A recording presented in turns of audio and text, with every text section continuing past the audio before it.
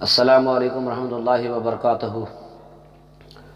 اللہ جل جلالہ وعظم نوالہ کے سارے خزانوں میں سب سے بڑا جو خزانہ ہے وہ علم کا خزانہ ہے۔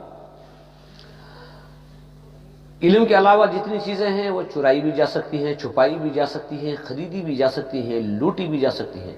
لیکن علم ایک ایسا خزانہ ہے جسے نہ چھپایا جا سکتا ہے، نہ جسے چرایا جا سکتا ہے، نہ لوٹا جا سکتا ہے، نہ خریدا جا سکتا ہے۔ میرے بھائیوں،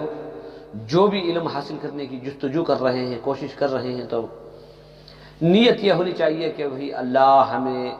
اس علم کے ذریعے سے ہماری اصلاح ہو جائے اور دوسروں کی بھی اصلاح ہو جائے، یعنی علم کے ذریعے سے مجھے بھی دنیا اور آخرت میں نفع ہو اور میرے سامنے والے جو بھی لوگ ہیں ان کو بھی نفع ہو۔ بہت سارے لوگ اس ذریعے سے معلومات حاصل کرتے ہیں، علم حاصل کرتے ہیں کہ بھی دوسروں پر بڑائی جتائیں، دوسروں کو مسئلے مسائل میں الجھائیں، بدگمانیاں پیدا کریں۔ میرے بھائیوں، اگر دوسروں پر بڑائی جتانے کے لیے علم حاصل کر رہے ہیں تو یاد رکھو یہ علم ہمیں دنیا اور آخرت میں نقصان پہنچانے والا ہے۔ علم حاصل ہو اپنی اصلاح کے لیے اور حضور پاک صلی اللہ علیہ وسلم کی امت کی اصلاح کے لیے، وہ علم ہمیں نفع دے گا، اور جو علم دوسروں پر بڑائی جتانے کے لیے حاصل کر رہے ہیں وہ علم ہمیں ذلیل و خوار کرنے والا ہے۔ دوسرا، اگر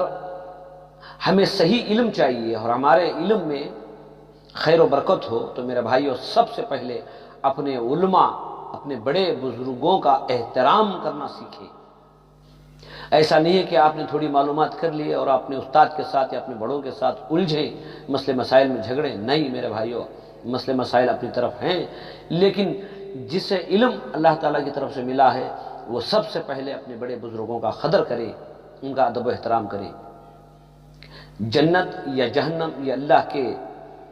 ہاتھ میں ہے، کوئی کسی کو نہ تو جنت کے